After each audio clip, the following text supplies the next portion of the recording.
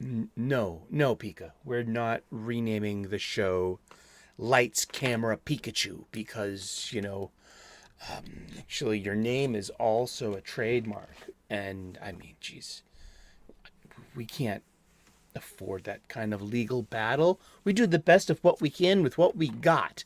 And that's a clipboard full of the mad ramblings of my executive producer. Welcome back once again. It is time for the Comics Coffee Table. Thank you so very much for tuning in. 3 p.m. U.S. Eastern daily. We take a break. We talk about comic books for a couple of minutes in our busy day, and then our break is over and we return to our responsibilities. We run our day and we don't let our day run us. Slancha, skol, namaste. To your health, Genki. I love Japanese people and Japanese culture, and I always have. And I always will. Yes, I really do. Welcome back. Once again, it's the Comics Coffee Table. The coffee table was where my friends and I would always assemble like Avengers, and there would always be a stack of books at the Comics Coffee Table, at our regular coffee tables. There would always be a stack of books. There would always be a stack of movies. You sense a theme with the Star Wars? The Star Wars. I am a fan of the Star Wars. Not just any old movie, but all of the Star Warses. I'm being funny. It'd be a stack of music. You remember music? These are compact discs. You know? How we used to enjoy audio. You know? And they evolved over time into the DVD and the Blu-ray. Huh? And the video game as well. I mean, look, this is about a 25-year-old video game. And it's an import from Japan. No, made in 1996. Huh? This is an old game. I had to get a boot disc and a spring so I could play this thing on my PS1. I love this game. This is Ultimate Battle 22. This is legendary. The Budokai series was really good. And I played the original. I played the heck out of that. The only time I really got lost in one of those kind of, role RPGs, role-play games. And, yeah, there would always be a stack of movies, a stack of books, a stack of music, and a stack... Oh, jeez. You got bent. There'd always be a stack of comic books. We were trying to get each other to read. And we are a rebagging, reboarding, and reboxing kind of show. Along the way, we just share our love of this hobby of ours that we love so very much. I'm a big fan of comic books, of the floppy, the monthly serialized issue, and an ongoing, dare I say, never-ending battle. They accumulate. And they're touchstones as well to, especially with the advertisements. Yeah, we like to just... I should have been using backing boards the entire time. I know this. I'm suffering for my sins. Well, your karma. They could have been worth more than the dollar bin, Would they even be worth a bag and a board at this point? Well, yes, some of them do. There's just, yeah. I'm not a speculator kind of buyer. I'm just a fan. I like going to my local comic book shop, my LCS, every Wednesday on new release day. It's part of my culture, it's fun to do. And my LCS is a local business. They're a mom and pop brick and mortar shop. They're a bookstore. And if they made it through lockdown 2020, that's a blessing, and we should be grateful, and we should be going there and giving them our patronage. And so much so for me personally, this is my evangelism, my messaging, my platform, my soapbox. I am saying, hey, you, get your ass out of your chair and go to your LCS, your local comic book shop, and not just get new floppies, but get your supplies. Get some acid-free boards. I need more. I'm running light on that. You know, get Snugs. I got Snugs this week. It's the same price, $6.99. Just got a different brand. And sandbag a few bags and boards because you know you're going to need them and you'll be using them. And I got all these supplies. And I'm getting these short boxes as well. I'm moving all of my comics from long boxes into short boxes. The older I get, the heavier they get. And I'm preparing for that, now. So yeah, and I keep all my supplies in this wonderful free comic book day bag that I got from Fantastic Comics in Berkeley, California. If you do not have a local comic book shop in LCS in your neighborhood, know that you are your own mailbox away from having your own local comic book shop. That's right. Hit up Yule Carter at Fantastic Comics. You'll find the link in the description. Check him out. I have to share with him my other list too. Look for these. If you have them, I'll gladly exchange you currency for Funnybooks. That's right. Let's get to it. So I have this thing called the Mostly Marvel box that we're breaking down. It's a good example of why we need new boxes. This is from a long box. I've had this long box ongoing for probably 18 years and climbing. But see that the corner's blown out. There's stains. That's not sun damage. That's absorbing a liquid. It could have been maybe that beer that blew up in my closet in that summer swelter. It was some homebrew. Boom. Yeah. Let's see what's in here. What's in the box? Oh, we have to save this comic book. We've got lots of Spider-Man comics. Because there are lots of, Ultimate Spider-Man comic books. I mean, we've been kind of looking at them, dancing around. There's a Clone Saga for Ultimate Spider-Man. It's pretty fun. I thought it was fun. It's how we get Ultimate Jessica Drew. It's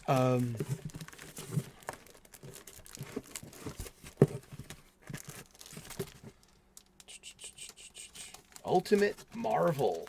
Wow. Was this a free comic book day thingy? This looks, yeah. What is, stop the press. What is this? Parental advisory. Well, we've got, as a funny book goes, we've got dings, of course. We got spine cracking right there. Look, that's a huge, and 2008. This is a 15-year-old comic book. For what they've done, they must pay the ultimate price. The ultimatum wave unleashed by the terrorist Magneto. Ultimate, and so this is the Indicia. It's a Marvel Ultimate Marvel Sampler #1. Look at that. First printing 2007. Dan Buckley, Joe Quesada, huh? Memory Lane. And these are basically, this is an advertisement. Ultimate 3, Ultimate Iron Man 2. Yeah, so this is like how can you follow up Mark Miller and Brian Hitch's event, Ultimates 1 and 2. You get Jeff Loeb and Joe Mads. They tried. And you had Jeff Loeb, who actually wrote the Ultimatum storyline. Heck, I was at Boston Wicked Con this year, back in April, and oh my gosh, he was in there talking to Jeff Loeb. These two teenagers. I met them at Sean Gordon Murphy's table who were shooting the shit, and they were saying they just came over from Jeff Loeb's table, who signed their copies of Ultimatum. And the kids, these were like, they were like, mid to late teens, at a comic book convention, talking to these creators. That's what it's all about. And they were like, oh yeah, they said, like, Jeff Loeb just signed my copy of Ultimatum, and it's like my favorite comic book of all time. And I was like, you know what? That's pretty cool. It's withstood some time. That the younger generation really, liked that story. And the weird looking Iron Man armors of the Ultimate Universe. That's where they got the idea for like that huge assemblage of Tony Starks, of Robert Downey Jr., that Jarvis, the AI helped out like with the big, the robotic arms and everything, and just the helping assemble. Tony needed a team of technicians to help run that armor and to put it on him. And because in the comic book, it was just like, really great imaginary technology. Tony had this briefcase in the comic books, and in it had his spare Mark IV armor at all times, That was Iron Man. It wasn't that complicated. Oh, man, yeah. And, yeah, it's just preview art. Which is kind of cool, huh? Ultimate Spider-Man with Bendis and Emming.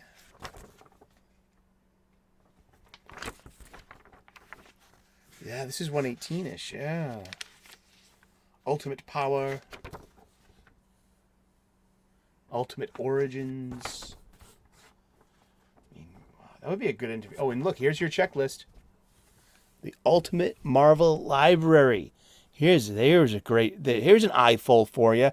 We only got the Spider-Man in here, really, but Ultimate Daredevil and Elektra was actually really cool. Ultimate Fantastic Four, interesting. Ultimate Galactus gets a pass, and I love Warren Ellis. Ultimate X-Men, I was there for the beginning, and I made it up for the Cable reveal. I like the Cable reveal. Spoilers. No spoilers for that. I'm not going to spoil that for you. If you haven't read Ultimate X-Men, what are you waiting for? It's actually PDG, pretty darn good. I should go back and... That would be great to go back and get all those floppies. I got enough floppies. I don't need to be wishing any more, So what do we do here at the show, at the channel? We take one old snug and we use it to crumple up the other snugs. Ooh, boy. Let's see. Mike Diodato Jr. and J. Michael Straczynski. For $2.25, I bring you Spider-Man, issue 520. It already had gone to volume 2 and a new issue 1 in the late 1990s. Straczynski had a really good J. Michael Straczynski had a really good run on that late 90s, early 2000s volume 2 with John Romita Jr. and on pencils, with Scott Hanna on inks, and it was really good. It was like for me, it was like J.R. Jr.'s middle game, because he's obviously evolved as an artist. Oh, I got 519 as well. The New Avengers? Question mark. What else we got? We got 521. And then I stopped buying Spider-Man. I got such an interesting, eclectic mix of Spider-Man floppies from almost the past 20 years. We're going to look at two of them. This was a $2.25 cover price. Back in when? This is 2019. Is this 519? Let's look at the indicia. Right there. June of 2005. Right at that 18-year mark I was talking about when I first started this this long box that became the Mostly Marvel long box.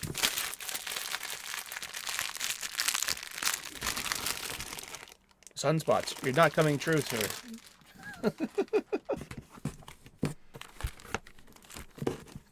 Yeah, here we go. We got 2 floppies. Let's look at some old floppies. Let's look at 2 18-year-old floppies. Now, I mentioned Mike Diodato Jr. He is currently doing the Flash with Cy Spurrier at the new Flash #1. We'll be talking more about that tomorrow because that is a new release that came out this week. And it's fair game, and I read it, and I have an opinion, and I'm a big Flash fan. Flash fact. What do we got? It's the same thing. It's Jade Empire. It's a video game. Drink every time I say video game ad. It's the brand new drinking game that's storming the campuses of America's universities and colleges. It's Reverend Sully's video game ad. Ding, drink. I got so wasted watching his show. He just kept talking about video game ads and video game ads. And I kept drinking and drinking. Drinking games. Nobody tells me how to drink. I mean, seriously, I don't take that. I mean, say thanks for the offer, the generous offer. People, I don't do shots. People are like, oh, you don't do shots? I'm like, I don't drink like that anymore. Sorry. Thank you. You know, really. This is actually really interesting. It's after the Civil War. Peter's identity is now public. Aunt May is now a target. And this is the whole reason of having a secret identity. Hey, look. It's Peter and MJ just talking and emoting. It's people in relationships talking. Look, there's no fighting. There's just talking. And here's Tony Stark. Come to help him out.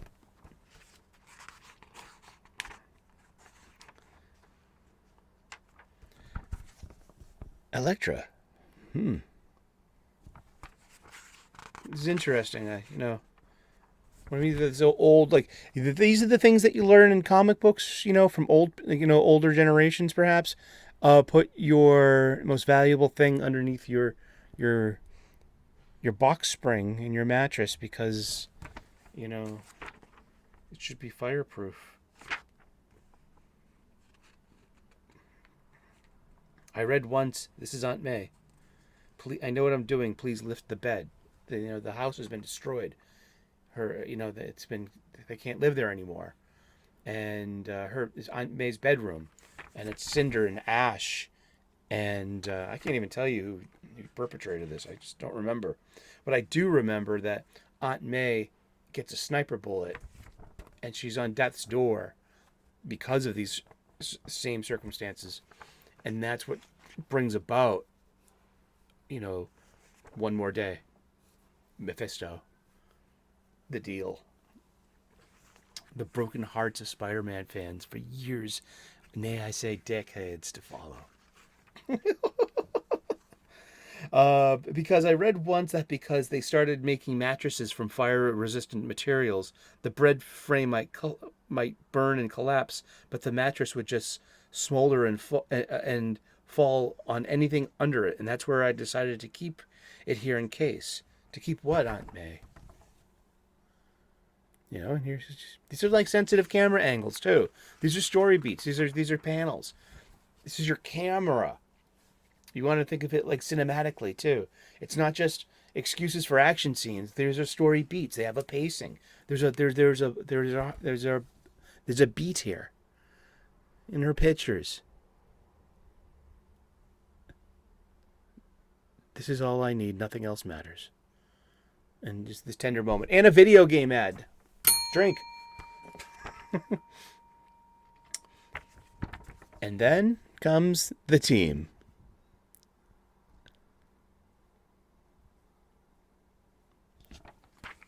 And that's Bucky Cap. Yeah. No, it's not. It's Steve. Why would Steve still be alive?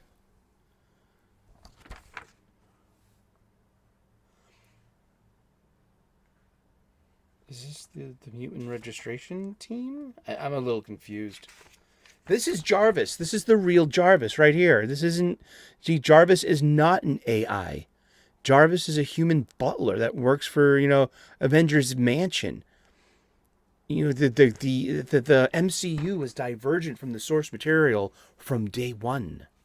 There's only so much of that argument I can take, And,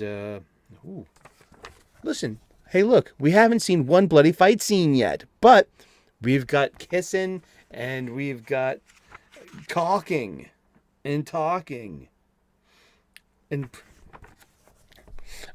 But it's also, this has been Marvel's flagship title. This is the melodrama that often, perpetuate just the stories.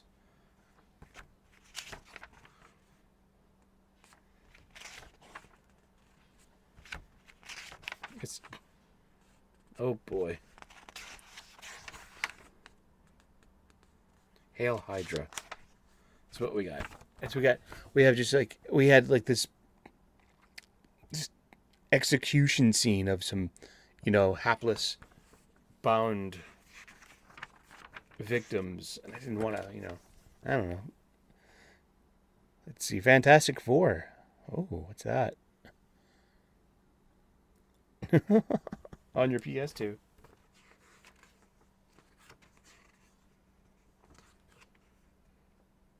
Oh. And look, behold, the digital onomatopoeia, even all the way then. Yeah, that was 18 years ago. I've been VC's Corey Pettit is the letterer. I think that's VC is for visual calligraphy. The letterers. And here's the next issue. So maybe this is during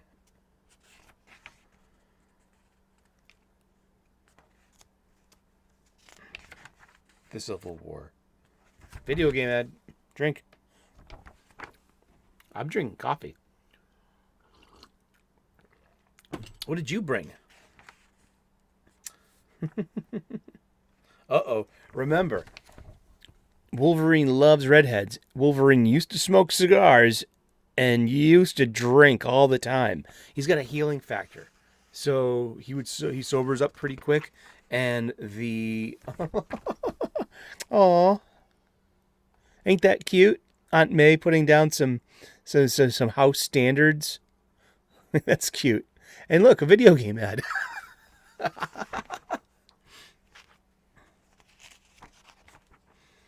And we have yet again a video game ad. Oh wow, those poor college kids out there. They must be so hammered. Hammered, get it? Hammered. Oh, some kind of Asgardian hammer. It's, oh boy, is this chlor? It's a Hydra. I think it's a Hydra clone Thor robot. That's funny because that was the Thor used in. Oh look, they have a Thor. I mean a Hydra Iron Man. That's cute. It's like when you see the Dark Justice League from Grant Morrison did that back in his Justice League with his JLA. Like they were like hard, dark, light, evil versions. And straight out of the Super Friends episode too. There was a famous Super Friends episode that had the dark universe. It wasn't Earth 3. That's straight out of Silver Age comic books, DC comic books. No, this was something different. The evil, sinister universe. Evil Gleek. Video game ad. Oh, see? It predicted Nick Spencer's run, huh? Isn't that interesting?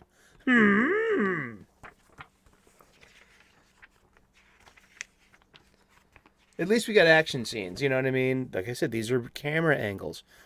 They pace. They set up these beats.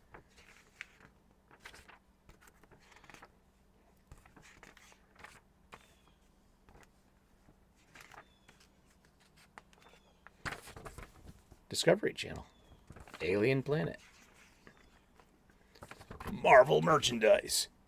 That's actually really cool.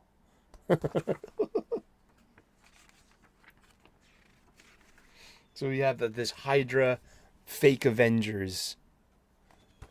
That's cute.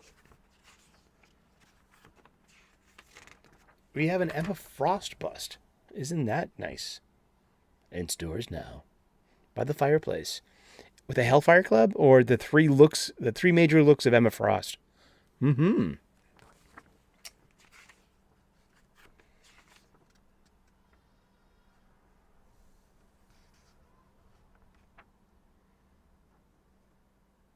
Oh, sorry, I was reading the last page.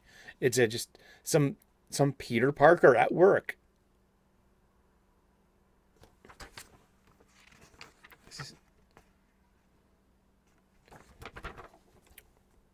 That's that. Yep. It's 2 issues of Spider-Man. Where did I put those preps bags? Ah, here they are. Hope you're having an awesome day. It's 520. Where's that 519? It really doesn't matter, does it? You're getting a bag and a board. And then you're getting filed. Like Indiana Jones, at the end of Raiders of the Lost Ark. Just put the Ark of the Covenant into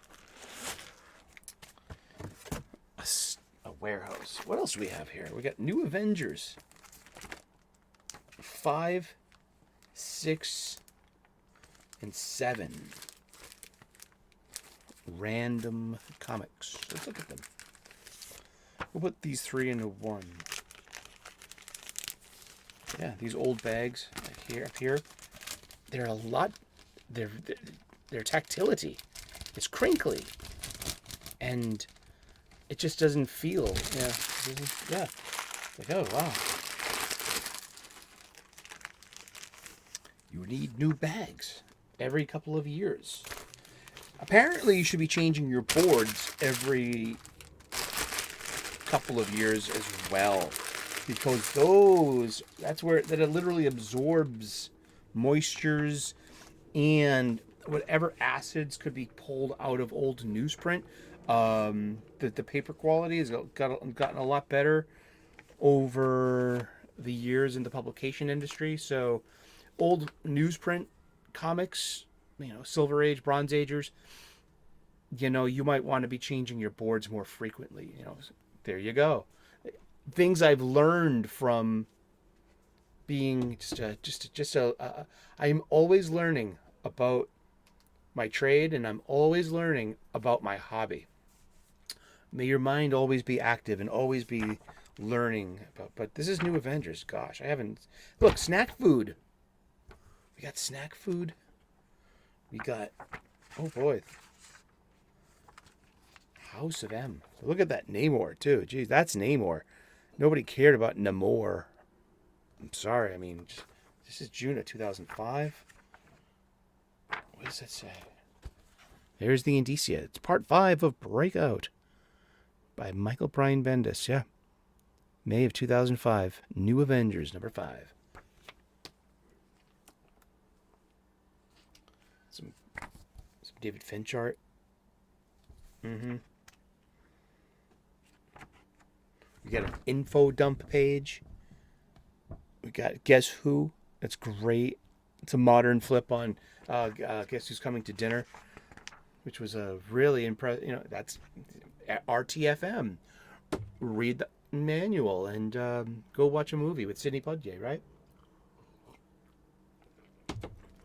And I think we're in the Savage Land.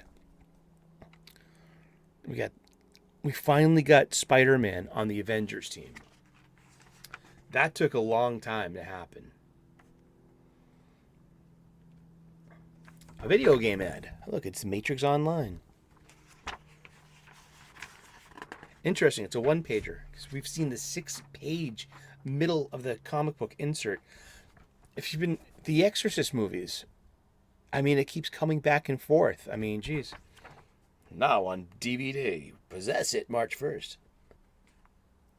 And remember, this will end up being the Skrull Queen in what becomes Secret Invasion, the original Secret Invasion. This Jessica Drew here, the entire time, that's the Skrull Queen. Everything. And was it retcon or...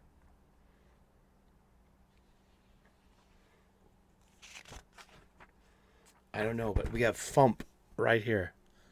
Fump. It's funny. I have to take a picture of that. Some onomatopoeia.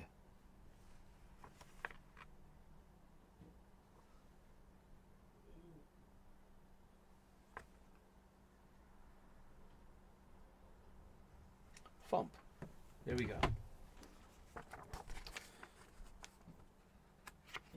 And let's see. Ooh, we have interesting panel placements, which are cool. A little trippy because they're being drugged into some kind of sleep and they all wake up and they're naked. Yeah, yeah, yeah, get naked. That's a song from my youth. Oh, is that Namor? I don't even know. I just guessed. I don't think so. But here we go. House of X. The House of M. House of M. Yeah. House of M. It was an event. Changed the mutant world. And then it was a reset again. House of M. 8 issues. And then comes all the tie-ins. Look at that. Excalibur 1314 by Chris Claremont and Aaron Lepresti. Aaron Lepresti is really good at his job. Yeah, that's not Namor. Oh, here we go. Here's your House of M checklist. All the comics you need to buy. Events, man. Ka-ching, ka-ching, qui bono. Video game ad. Drink.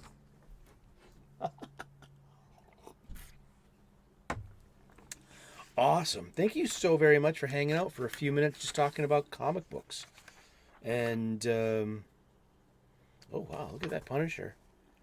Oh, listen, we got a remote-controlled neural link with Tony in his armor. So you can make a battle drone from far away. Video game ad. Very nice model. I mean, hi. Call me. And here we go. Avengers assemble. And here we go. Having the big fight. We're going to fight it out. And that's what we do. And we have Sauron, the psychic vampire. To be continued. In issue... Do I have issue 6? I have issue 6 right here. We have issue 6 and issue 7 as well. Remember, these are Bendis books. Bendis was so hot back then. The Sentry. We're bringing back the Sentry, ladies and gentlemen. Look at that. That's an Avengers team. That's Ronan. That's Clint.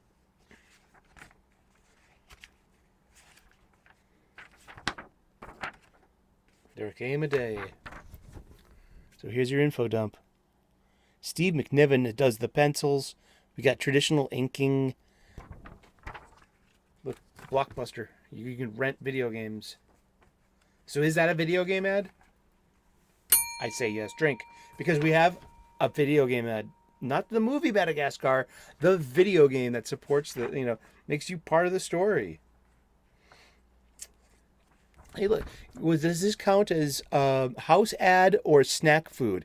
This is about cake decorating. So your kid's birthday can fulfill their Fantastic Four fantasies. Indeed.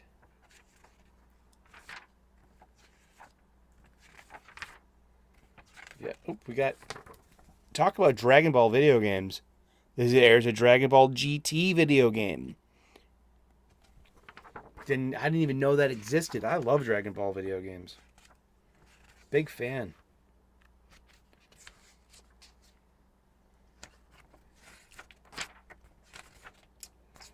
Gamefly. That definitely counts as a video game ad, huh? They would mail you video games, and when you're done with them, or by the expiration date, You'd have to mail it back.